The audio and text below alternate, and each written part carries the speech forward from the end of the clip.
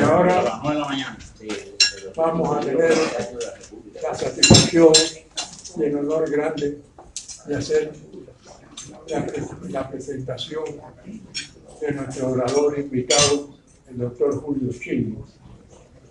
Julio Chilling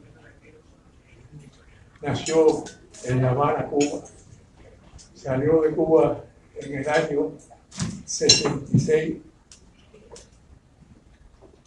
para los Estados Unidos.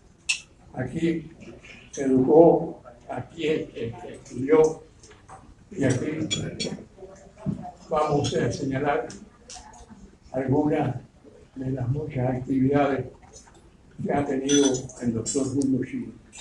Como dije cuando te lo presenté, es un politólogo, escritor, comentarista, conferencista y muy importante, director del Foro Político y la publicación digital Patria de Martín.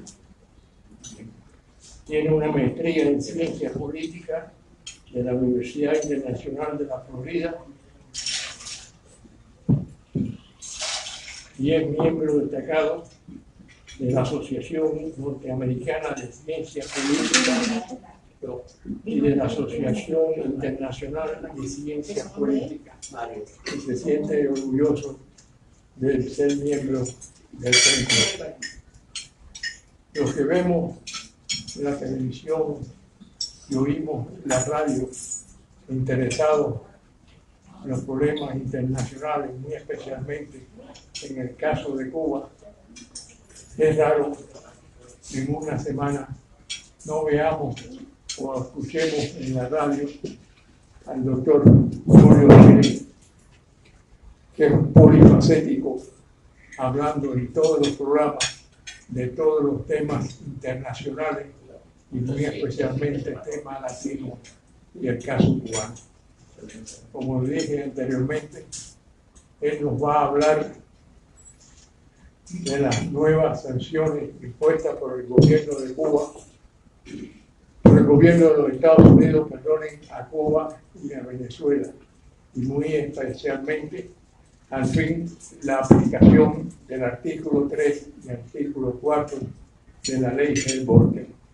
Para mí, repito, es una satisfacción muy grande, como será para todos ustedes, la presencia del doctor Julio Chilling, que le va a dirigir la palabra. Doctor Menocalvo, una pregunta, por favor. Cuando usted nos habla del año en que salió de Cuba el doctor Chilling, ¿no se refiere al año en que nació? ¿Es porque lo desconoce o porque alguien se lo ha prohibido? Natalia, no te había visto.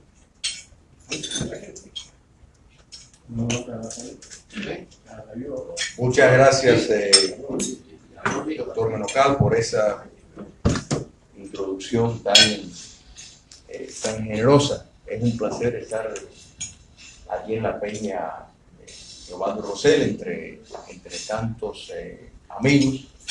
Les agradezco que hayan hecho este espacio para estar aquí. Estamos grabando esto, o sea, transmitiendo, mejor dicho, por Facebook Live. Las personas que lo quieren por el Facebook Live de Patria de Martí, pues lo pueden compartir si así lo desean. Y de nuevo, siempre es un placer, reitero, esta invitación que ustedes me hacen. Y como bien dijo Tony Calatayud y el señor Esquivel, de la importancia de Peña, la importancia de mantener una consistencia y una secuencia constante a eventos como estos, conversatorios, que dan la oportunidad precisamente para mantener la Peña de Santiago Rosell. Es fundamental que esto siga, porque es parte de una campaña de concienciación a todo nivel, así que los felicito a todos por así hacerlo, y le damos gracias a Dios de nuevo por la oportunidad de reunirnos esta noche. No se me olvidó traer el teléfono para transmitir esto por Facebook Live, pero sí se me olvidó traer las notas que iba a hablar. No importa, más o menos escribí algo de lo que se trata antes de entrar. La ley Helms-Burton, el título 3, todo lo recordamos, desde el año 1996 se firmó, sin embargo, ha sido básicamente un documento inerte porque nunca se activó su parte más importante hasta lo que será próximamente, y ha sido anunciado que así se activará junto a otras medidas. Desde el decreto de Megara, 433 años antes de Cristo, la idea de implementar sanciones económicas enfocando a interrumpir la actividad comercial de un régimen ha sido política. Tony hablaba de nuestro prócer y nuestra historia. Precisamente una de las cosas que marcó el éxito en la Gran Guerra de Independencia, diferente a la Guerra de los 10 años, es que se tomó en cuenta la guerra justa y necesaria en el terreno económico, porque ningún régimen se puede sostener si no tiene los recursos para hacerlo. Y nos sobran los ejemplos: la guerra civil estadounidense, el bloqueo, eso sí es un bloqueo, el bloqueo a los puertos del sur para interrumpir el comercio, negándole recursos para que continuara la guerra. Así que de sobra la historia nos ha dado la evidencia empírica de que sanciones sí funcionan. ¿Por qué? Y esto en un sentido corto, ¿por qué la ley Helms-Burton? ¿Verdad? Bueno, tenemos que entender que la dictadura castrocomunista llevó a cabo el saqueo mayor de propiedad comercial estadounidense en la historia. El problema es que la aplicación del embargo variaba de acuerdo a los deseos de la administración en turno, determinadas disposiciones, algunos lo endurecían, otros lo relajaban, y en fin, el castrocomunismo podía contar con esa variación siempre, en adición de que no se aplicaba como se debería de aplicar. Y cuando aquí estamos hablando de lo que se estima en valor hoy en $9.000 millones, estamos hablando un poco menos de 9.000 empresas, y certificadas un poquitico menos de 6.000. Certificadas quiere decir que ya el gobierno norteamericano les ha dado la certificación de validez como reclamación. Bueno, la ley Helms-Burton tiene cierto parecido a una ley de 10 años antes, y eso es la ley anti-apartheid integradora de 1986. Porque la ley anti-apartheid tenía el enfoque de castigar a esas empresas cómplices del régimen racista de Sudáfrica. La ley funcionó, la de 1986. Funcionó porque el enfoque que buscaba era precisamente promover una campaña de desinvertir, en otras palabras, que saliera del Sudáfrica. Y ojo, no se compara, porque cuando en el factor de Cuba comunista está el robo en masa de propiedades, que lo separa un poco. Pero en cuanto a la moralidad de la necesidad de ponerlo, pues precisamente se fue la racionalización, y muy bien pensada, de la ley anti-apartheid de 1986. Bueno, la ley de 1996 de Helms-Burton tenía ese mismo objetivo. Unos meses después que se implementó, la Unión Europea pues establece lo que ellos llaman el estatuto de bloqueo. Esa palabra. Que en efecto se compromete la democracia europea a retar cualquier intento de los Estados Unidos de reforzar el Estado de Derecho. No solo lo hacían en un argumento moral, sino estaban dispuestos como Estados a respaldar a esas empresas de gastar recursos públicos para defender a esas empresas que estaban en complicidad con el gastrocomunismo. Y aquí tenemos que entender realmente lo vergonzoso de semejante política. Aquí tenemos democracias que están dispuestas a usar fondos públicos, su prestigio internacional, para defender a un grupo de empresas, entidades privadas que sabían claramente la inversión en que estaban entrando. En otras palabras, el alto riesgo de estar comerciando, de estar traficando, que encierra una serie de actividades de administración, donde tienes una concesión, etcétera, con propiedad que fue robada porque no se pagó lo que hay que pagar cuando se va a nacionalizar, que es una política coherente y legal, pero la nacionalización requiere una indemnización. Bueno, eso no ocurrió, como ustedes saben, en el caso de toda la tomada, y no solo las propiedades estadounidenses, o sea, propiedades de empresas pequeñas, de cubanos, de propios europeos que estaban viviendo en Cuba. Entonces la Unión Europea, y esto es terrible, terrible para el concepto de la democracia, que países del mundo libre decidan tomar partida y defender individuos que han robado en vez de defender lo que es la implementación de un Estado de Derecho que requiere que se respete normas comerciales. ¿Qué impacto podría tener esta nueva medida, o sea, la implementación de estas medidas? Pero para empezar, de lo que se estima de los 9.000 millones de dólares en valor, 30 empresas abarcan el 56% de ellas. La empresa Office Depot, que todos la conocemos, es una empresa de 1986, la verdad relativamente joven, es el primero en fila, es el que más el gastrocomunismo le robó. Entonces ustedes pueden decir, bueno, Office Depot lleva del año 86, ¿qué tiene que ver?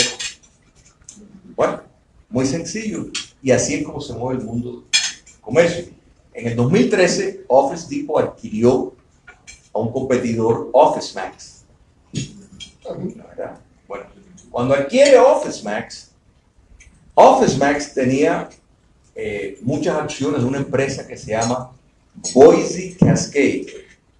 Boise Cascade es una empresa de Idaho que produce madera y equipos de construcción.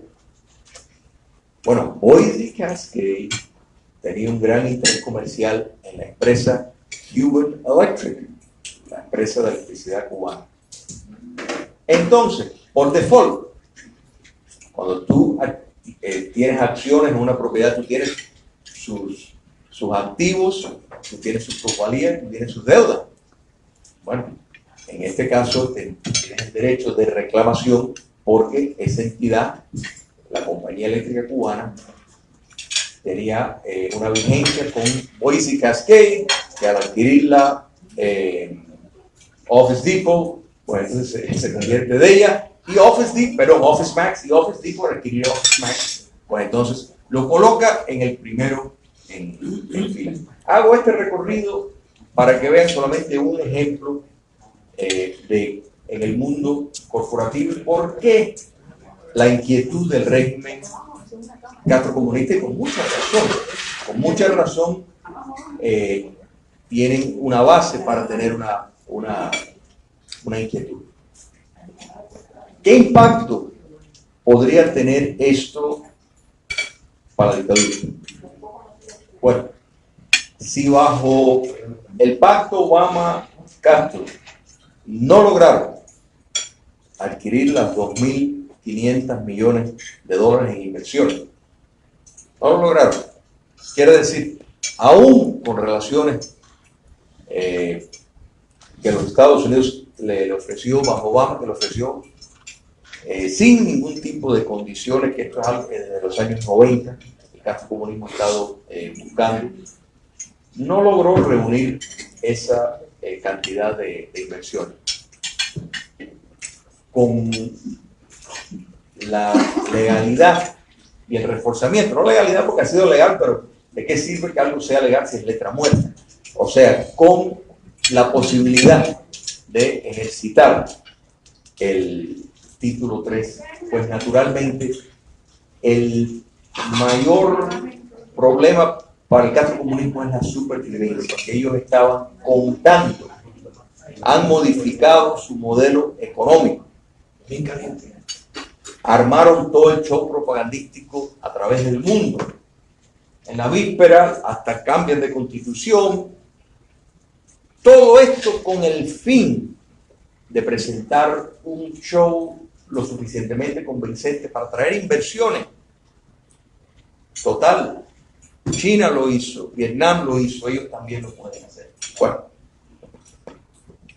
ocurre lo inoportuno para ellos, que no ganó Hillary Clinton.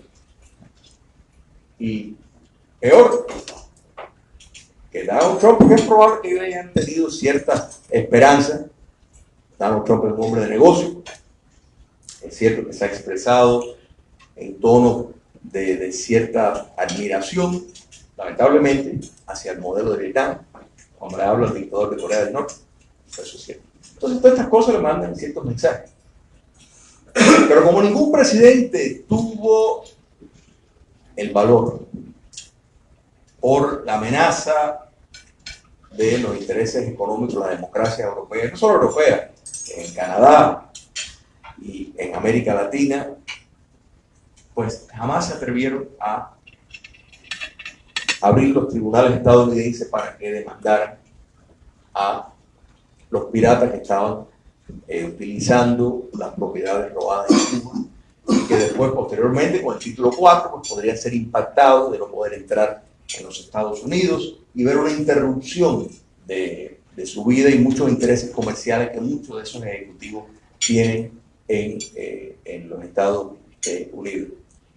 Pero curiosamente, mira, las cifras del gobierno, por eso que la deshonestidad, no es casualidad que se anuncia que el 2 de mayo se va a empezar a implementar el título 3, que entonces empiezan los apagones en Cuba, que empieza el canciller de Relaciones Exteriores de la dictadura a decir que esto es el fin del mundo, que esto ya todo se acaba, que quieren realizar una hambruna y toda esta serie de boberías. Pero es que ellos realmente es catastrófico porque no le va a dar los recursos que querían con vista a la supervivencia, que no van a poder transitar a establecer una China tropical. Eso sí es frustrante, pero el desastre, por favor, las propias cifras de ellos, y eso varían de acuerdo a lo que ellos quieran, la impresión que quieran dar de la fuerza laboral, va entre 3 a 5 millones y pico de personas en la fuerza laboral. El sector turístico, de acuerdo a los propios récords de ellos, emplea 100.000 personas. O sea, vamos entonces a ver el impacto popular dentro de Cuba de esto. 100.000 personas son las que trabajan en el sector turístico, de acuerdo a las propias cifras del castrocomunismo.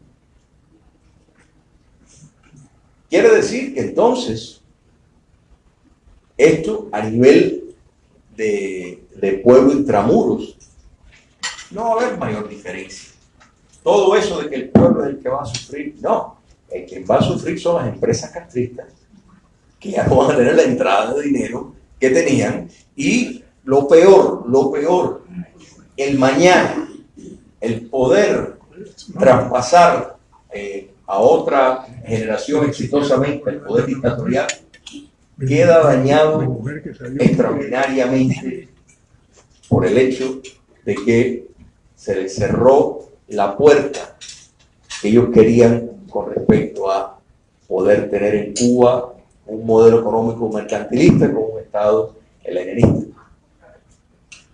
Mal. No le resultó bueno. ¿Y por qué el turismo?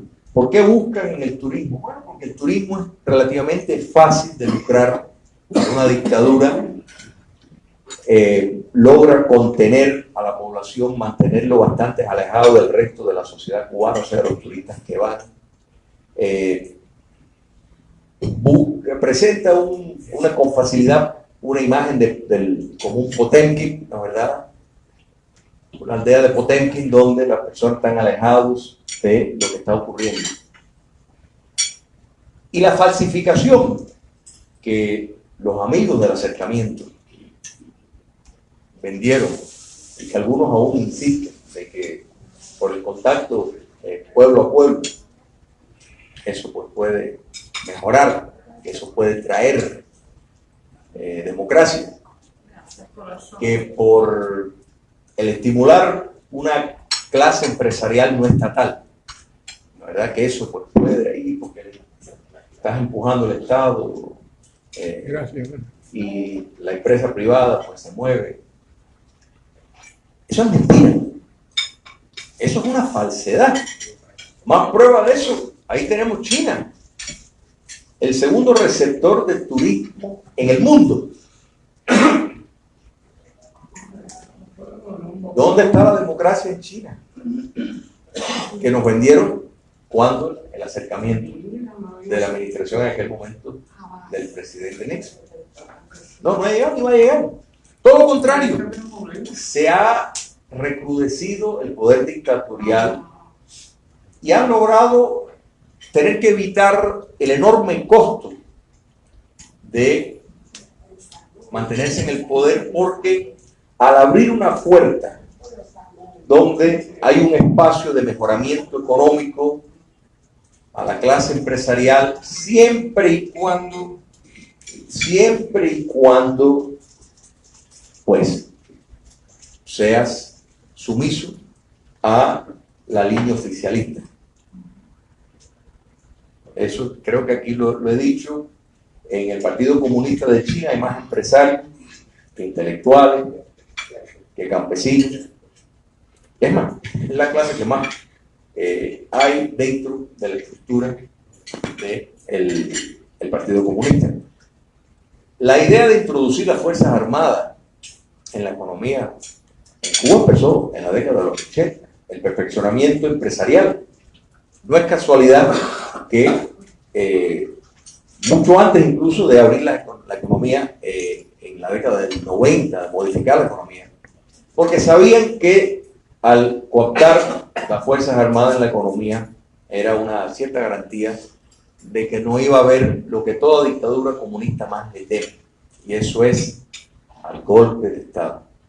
Pues entonces, si lo vas a cooptar, pues naturalmente ellos tienen ya un interés económico más allá de toda la ideología y toda la noción del sistema de creencias y todo eso. Entonces, todo esto se le ha venido abajo. Cuando le añadimos las medidas, y no va a parar ahí, hay otras medidas que vienen. La medida de reducir las remesas a $1,000 cada 3 meses. Eso en Cuba es una cantidad de 10 veces el promedio de lo que se gana en Cuba, si se mandara $1,000 cada 3 meses. Y la realidad de los cubanos que viven fuera del territorio nacional y mandan remesas y se tienen que costear su vida acá.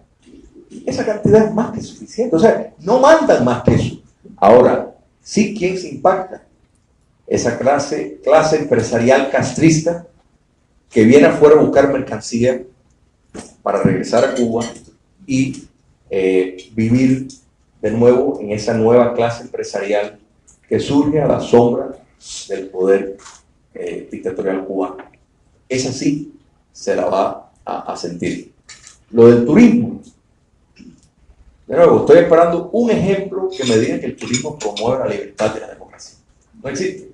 Entonces, ¿para qué ir? O sea, como si que vaya el turista va a contagiar de alguna forma a los que están en el poder, que si tomándote suficientes mojitos vas a poder hacer una revolución y eso va a producir un cambio sistémico, o ni siquiera una reforma meritoria.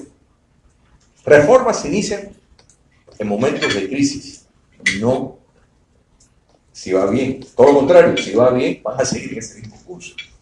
Entonces, aún los que abrazan la noción de un gradualismo, bueno, si quieren gradualismo, tienen que poner la presión al poder político.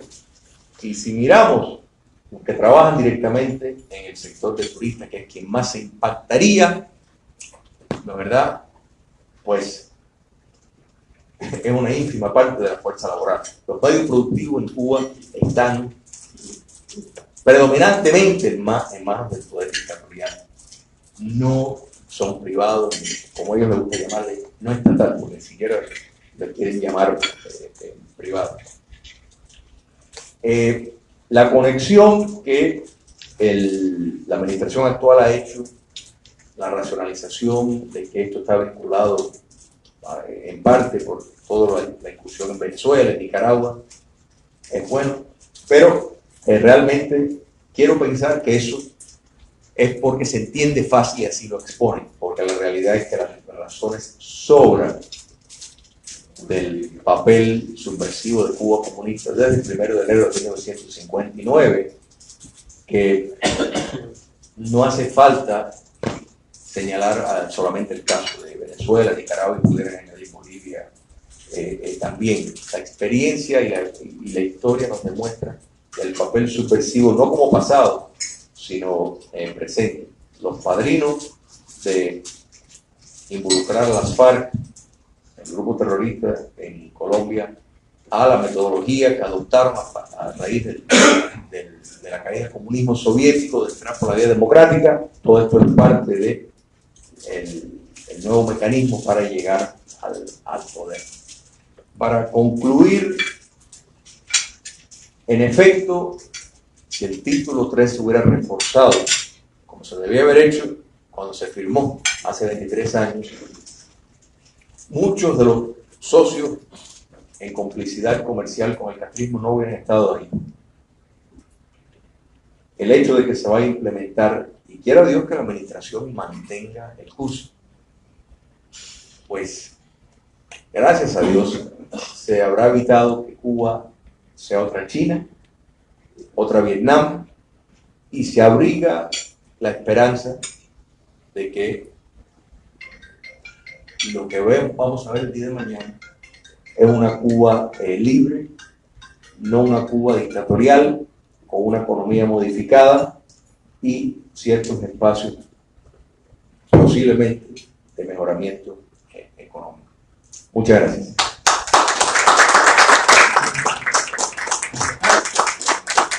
Diga, te van a hacer una pregunta.